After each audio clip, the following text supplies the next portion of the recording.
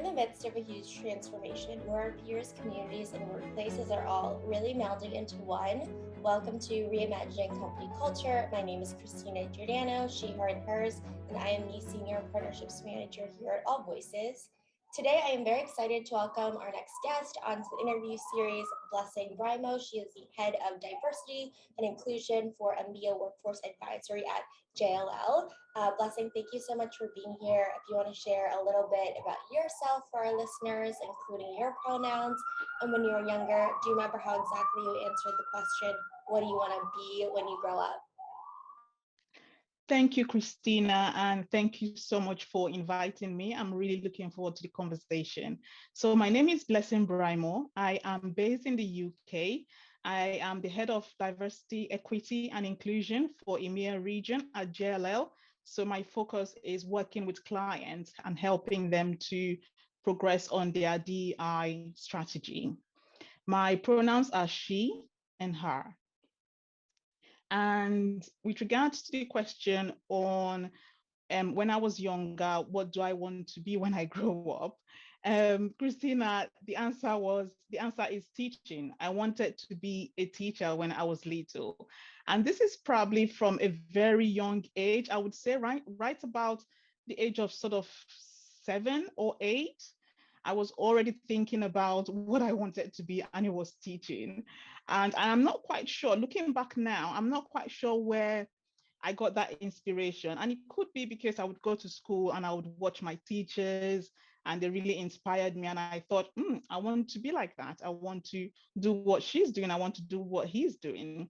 But I remember coming home from school. So I'm actually born in Nigeria and I'm born into a family of 6. So I am number 4. So I've got 2 younger ones. And so when I come back from school, I would sit the 2 younger ones down and I would start to teach them. So I would teach them numbers and letters and all of that. And I'll ask my parents to buy me a blackboard. So back in the day, it was blackboard and white Love chalks. it. So I would ask them to buy it for me, and then I would use that to teach my younger ones. And I would sit them down, and we would spend some time just doing that. And I really enjoyed doing that. Um, and I did get to teach at some point actually. And even the role that I'm doing at the moment, diversity, equity, and inclusion, there is a lot of elements of teaching as well. There's an education piece with it, there's training. So I'm still kind of getting to do what I enjoy doing as well, apart from the fact that diversity is, you know, my value. It's what I live and breathe outside of work as well.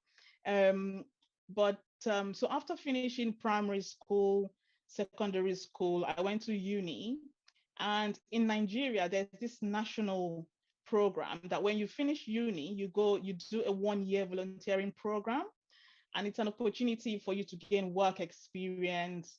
And a lot of people use that time to teach, coincidentally. And that's exactly what I did. So I taught for a whole year. So I was teaching English language to a group of senior level students. It's a boys only boarding school, and I really, really enjoyed doing it. It was fabulous. I really enjoyed it. So I did that for 1 year, and then I moved to the UK with my family, and obviously continued into the world of work. And one of the first few roles that I got into, that was actually when I got introduced into the world of responsible business. So, and my focus was working with senior business leaders on key social issues. So, highlighting some social issues like education, reducing reoffending, helping to raise aspiration for young people, looking at different disadvantaged groups. So, working with senior business leaders, highlighting those issues and thinking about what the solutions could be. And of course, diversity and inclusion is one of the solutions. And that's how I sort of got exposed to diversity and inclusion, got exposed to responsible business. And then I got to a point in my life when I just thought, okay, what is it that I really want to do? What is it that makes a difference, that reflects who I am? And that's when I decided to go into diversity and inclusion. And I've been there since then. And it's been probably coming up to 10 years now that I've been in the diversity and inclusion space. But just connecting the two things, so what I wanted to be when I grow up, that teaching element, and what I'm doing now is still very much a part and parcel of it, because I I'm very often working with senior business leaders, doing executive coaching, training and supporting them to just, even as little as basic things around language, around terminologies, what's okay to use and what's not okay to use, because obviously language is something that changes over time, and being on top of that is so important, especially as senior leaders. So that teaching element is still something that I'm still doing even today, which is great.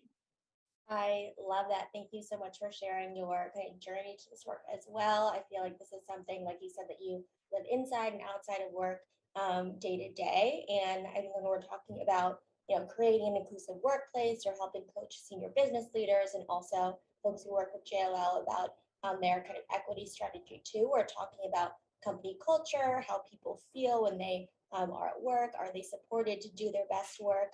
From your perspective as a diversity, equity, and inclusion kind of a leader, what are qualitative and quantitative ways we can really think about measuring company culture? Okay, so in terms of measuring company culture, I think there are three key things there. So you mentioned the qualitative, the quantitative, and then measurement. But before I go into it, one key thing about company culture is that, from my experience, understanding and developing a really good inclusive culture is something that can be quite difficult. It takes time and it needs patience, right? So that's one thing to bear in mind. The other thing I also say to bear in mind is that it's not a sprint. It's a marathon. It's something that you need to be in for the long haul. And so just coming back to your 3 points around qualitative, quantitative, and sort of the measurement aspect, I'll probably start with the first one, which is probably the easiest one, the quantitative one. And I would say easy, quote unquote, because it depends on where you are and the country that you live in. So this refers to just collecting data. So collecting demographic data, so ethnicity, gender, age, and the likes of that. In places like UK and US, that's fairly easy-ish in a lot of ways, because legislation allows you to ask the question and to collect the data. So you're able to understand what your workforce looks like, who you're attracting, what does the mix of talent look like. But there are some countries where you can't even ask the question. You're not even allowed to ask people about their ethnicity. So that makes it challenging. But if you sit in a country where it's okay to ask that question, that's one hurdle that you've been able to overcome. So collecting data is really, really key to understanding a company's culture, and collecting data across the whole of the employee life cycle.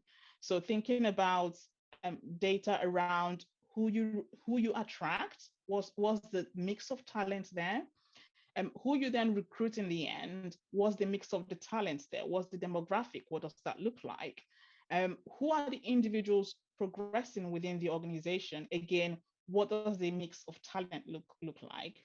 If you think about leadership, again, what does the talent look like, what does the mix of the demographic look like. And then if you think about different parts of the business, different business functions, what does the mix of the talent looks like. So gathering data on all of these different areas is really, really key to understanding one aspect of the culture. Then the other aspect, the qualitative data, which is kind of more difficult, because you're thinking about people's lived experiences, how people feel, how they experience work, and that could change from day to day. And so measuring that and using that to action plan can be really, really hard. um, but from experience and the way that I often work with clients is to run regular surveys, employee-wide surveys, for asking the right questions. So one thing that I'm going to say, Christina, is that from my experience of working with clients, they often shy away from asking those challenging questions, questions that are bold, questions that would actually help them to really get under the skin of the culture of the organization so that they can make actual change that makes difference. Um, they do shy away from asking those questions. And I'll give you an example. And one example would be questions around bullying and harassment. The way some clients would prefer to ask those questions will be a lot softer, so that sometimes people don't quite know what they're being asked, or they're not quite going that being direct. And so what I often say is be direct. First of all, start by defining what you mean by bullying and harassment. What does it mean? And then ask some specific direct questions to say, have you witnessed this? Have you experienced it? So you may not have experienced it, but you might have witnessed it. So asking people, have you experienced it? Have you witnessed it? When did you experience it? When did you witness it? And just taking a temperature check to understand, is this something that has been going on a long time ago, or is it more recent in our workplace today? So asking those right questions through employee survey is really, really important. And there are so many other channels that you could use to ask such questions to help you understand people's day-to-day lived experience. And then you begin, so coming to the measurement aspect, you then begin to think about, okay, we now have the qualitative data, we have the quantitative data. How are our women, for example, experiencing work compared to our men? How are our junior entry level colleagues experiencing work compared to more senior colleagues in the organization? Then you can begin to understand what the culture looks like. And obviously, it's also important that it's not a one-off exercise, that is something that you continuously carry on doing over and over again over a period of time, so that as you gather information, you're taking action and you're taking temperature check, you're checking as you go to understand what the movements have been. Are there, are people experiencing work better? But also very importantly is, when you do those surveys, it's really important that you go back to colleagues and say, you said this and we've done X, we've done this. That builds trust, and trust is one essential element when you are looking to build an inclusive workplace culture. Absolutely. I mean, it sounds like being really intentional about collecting data, being clear about what you mean when asking questions. Nobody wants to be kind of confused about what you're asking as well. And then continuing to ask throughout the employee life cycle, someone's experience from day one, day 5, day 20 to 5 years down the road at an organization is going to be very different. And you want to make sure that you are keeping a pulse on what's happening, making sure that you're asking all of these kind of questions too. You mentioned earlier in terms of diversity, equity, and inclusion. It really is a long-term strategy, and it has to be sustainable. We need to have patience. From our conversation, I definitely wanted to ask, where did you begin to prioritize how to help JLL clients to develop their diversity, equity, and inclusion strategies? Yeah, sure. So I joined JLL in October of last year to help set up the diversity, equity, and inclusion consulting practice. Anytime I tell people this, the reaction, I always get a very curious reaction, because JLL is known as a real estate Right. property investment organization. And so there's always a question, oh, how come, how is that working out? How is that possible? And my response is, and this is something that is unfortunate. Unfortunately, as a result of the unfortunate death of George Floyd, his murder in 2020, obviously JLL has a huge client base that is already established in the real estate sector. But we saw after that unfortunate incident that more and more JLL's clients are asking for, what can JLL do for us, not just for our physical infrastructure, not just for our physical space, but what can you do to support with our employees and our organization, especially on diversity, equity, and inclusion. And then on top of that, you have COVID. and the impact of COVID and what that has done with hybrid working, the new ways of working, future of work. What does that all look like? And we're beginning to have all of these questions coming from clients. And so the senior team decided that, okay, what's the best way to find a solution that helps our clients to, so that we're able to provide a more holistic support to our clients. And that's where I come in, and a few other colleagues at JLL as well. And I've, since joining JLL, I've been working with clients to really understand where the pain points are around their DEI strategies.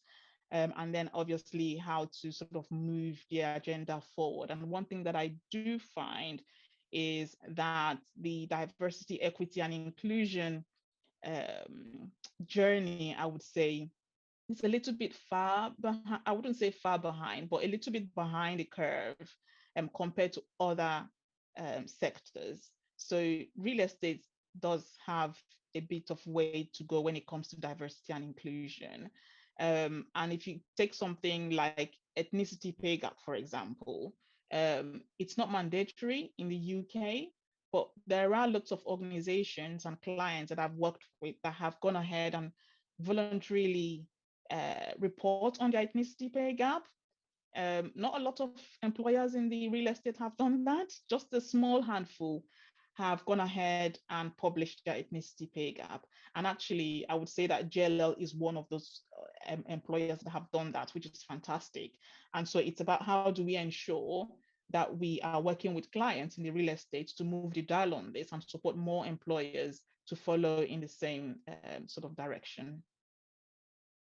Absolutely. I think that definitely makes sense. And when we're talking about diversity, equity, and inclusion, it's important to remember the kind of global perspective here as well in terms of reporting and also kind of what diversity kind of means. Again, coming back to defining what those terms mean in offices, and I think setting the stage or setting the standard in real estate and industry change is also really great as well.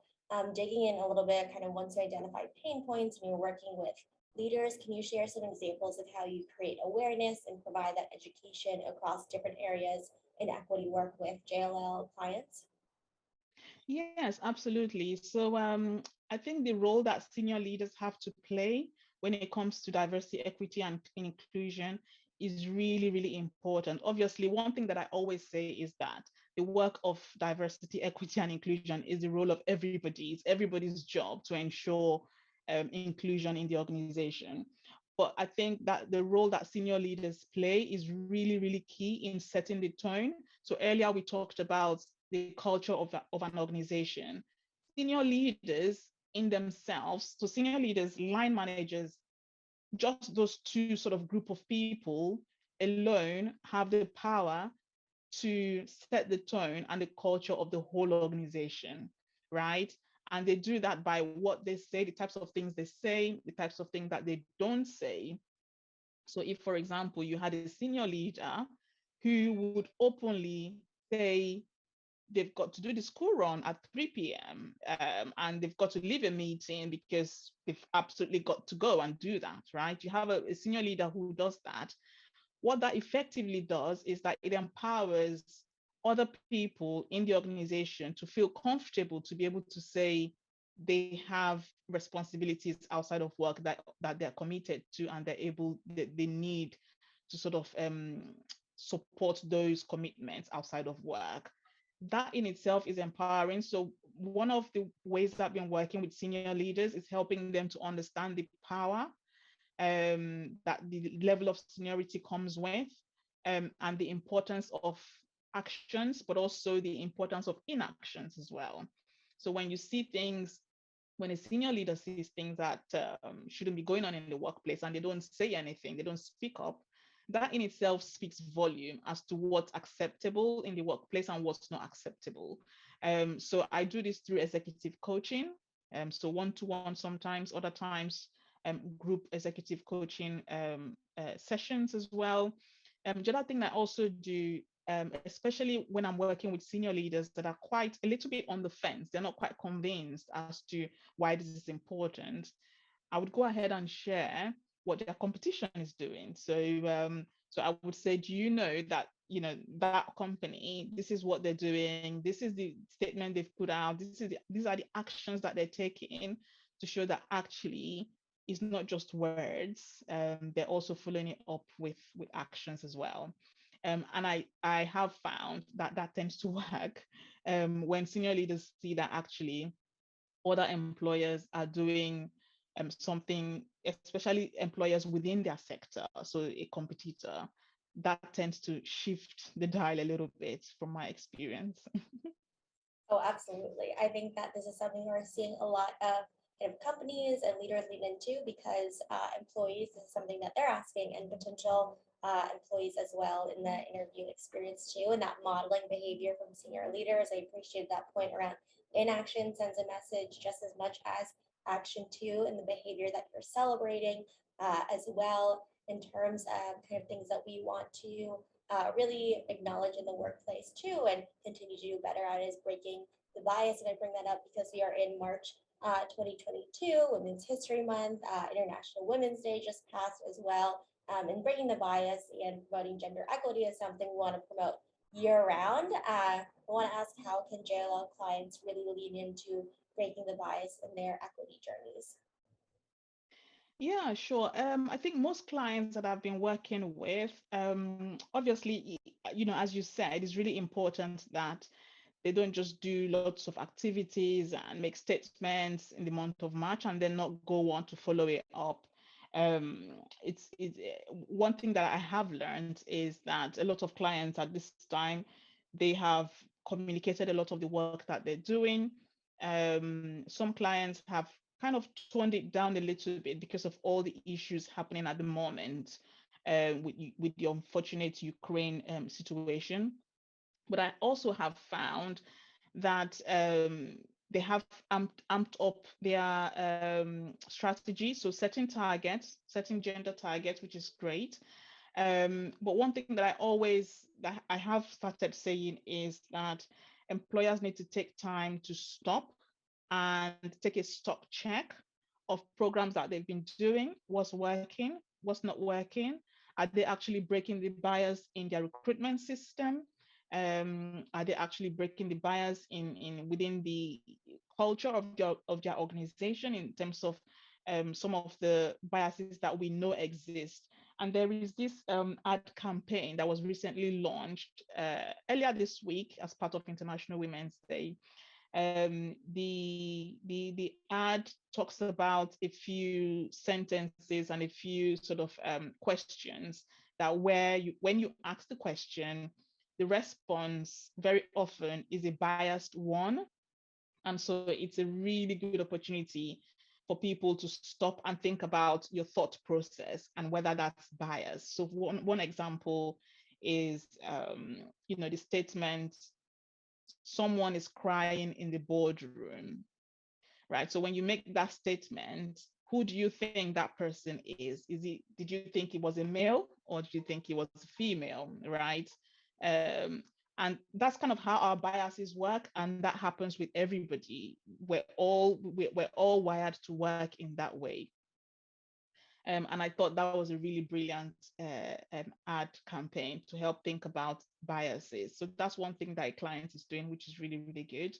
But in general, it's about not just words, but action. What are you actually doing that breaks the bias in recruitment, in progression of women in your organization, and the culture of the organization in general? Absolutely. What are you doing? What are you saying? Are they aligned? Are you continuing to iterate as well? To your point, business as usual should not be the name of the game anymore. You should be continuing to look at processes and seeing how you can improve them and have that growth mindset as well. Do you think that it's a requirement for organizations to really hold space and provide resources for hard and vulnerable conversations, for example, around bias, but also kind of other topics as well? Yeah, absolutely. Having safe spaces is so important, especially when it comes to DI topics. DI topics are often very emotional, they're often very difficult. And so having safe spaces where people can actually engage, people can ask those difficult questions, and just have that psychological safety to learn and explore is really, really important. And in particular, race conversations can be quite difficult. And I've held so many of those types of conversations, because ultimately we can't solve what we're not talking about. We need to talk about it so that we can begin to solve the problem and make progress on the issue. If we shy away from those topics, then it's just going to be swept under the carpet and no progress will be made whatsoever on it. And I have found lots of light bulb moments when I have those race sessions where people are allowed to just have that safety, to just have those conversations, safety to ask questions that might be silly. So yes, absolutely, it's really, really important. I definitely agree with you as well. I think that's really important. Workplaces are microcosms of society and our communities, and we should feel comfortable in talking about that with our coworkers, our colleagues, and also, friends within the organization. We've talked about kind of having patience with diversity, equity, inclusion, how everyone should have an ownership mentality and creating a space where people feel like they belong and do their best work, the role of leaders to really model that behavior as well. So I would love to ask too, so not necessarily with JLL clients, just out in the space and all of your experience in the field, are there still common mistakes you're seeing companies making in their kind of inclusion, equity, and diversity strategies? Yeah, so there are a few actually. So when it comes to making mistakes, so one that I would say, just in line with this month, International Women's Month, is that bit around intersectionality. Very often, strategies that are designed for gender equality and to advance equality of women within the workforce very often doesn't take intersectionality into account. And obviously, women are not a homogeneous group of people. They are different. You've got older group of women, you've got younger group of women, you've got disabled women, you've got women from ethnic minority backgrounds. So you've got different groups of women. And so it's really important that employers are taking an intersectional approach in devising their strategies, but also in asking for feedback for employees' lived experience in the workplace, and then breaking that down based on the different types of women that they have in the organization. That way, you can begin to see if there are any patterns or gaps. You can begin to see, okay, are your white women, for example, experiencing work differently from how your Black women are experiencing work? So taking that intersectional approach is really, really important, and it helps you to uncover any issues that might be there. The other one that I would say are common mistakes that I've seen is lack of accountability. So you have a strategy, you have a plan, but there's actually no one who's held accountable for those things. So having accountability, having targets, and having time scales is really, really important. And actually having those accountability so that it's part of people's objectives and the objectives of senior leaders. That way they have, something tangible that they need to work towards. And very often I have seen that strategies and plans fall down because there is no accountability. So that's really, really key. One last one that I would mention is that, and this is from my personal experience of working with clients when devising strategies. Putting together strategies can take time, but very often I do find that people are impatient. They don't want to wait. They just want to go ahead and put together a program or initiative because they just want it or because they feel it's needed. But when they don't take time to understand the organizational context, that data that we talked about when we started this conversation, collecting data based on demographic, collecting data based on people's lived experience, and then based on that, putting together an action plan. If we don't take time to do that, then very easily we could put together solutions that actually doesn't work for the organization. Just because somebody else is doing it elsewhere doesn't mean it's going to work for you. And so having patience and doing it properly, taking stock of how how the organization is set up, its own objectives, and the health of its D&I journey before you put together a solution or an intervention is really, really important. Yeah, I think that is so true, especially when you're talking about, for your example, with women, just like any other group, are not a monolith. You need to look at intersectionality, especially with Pride Month coming up, and we were just in Black History Month too. These are not kind of siloed conversations within organizations, and even though there's no blueprint, every organization is different. You need to invest time, money, resources, have accountability, have key objectives, and kind of understand where you're going, really name what you're trying to solve as well. Blessing, is there anything that I didn't ask that you want to share for folks who are listening, or maybe underscoring 1 to 2 key takeaways and all that we kind of discussed?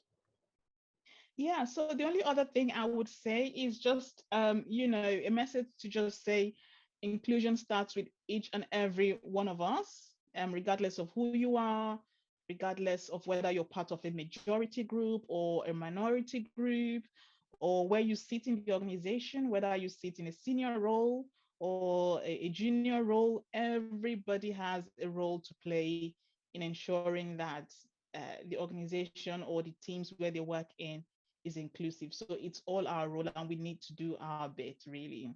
Yeah, that's my message. It is everyone's responsibility, no matter what department, no matter what role. Blessing, thank you so much for being on Reimagining Company Culture this afternoon. I really enjoyed our conversation today. Thank you, Christina. Of course, and as a reminder for folks who are listening, at AllVoices, we really believe in that employee feedback management as a requirement for the organization to succeed overall. Have a great rest of your afternoon, everyone.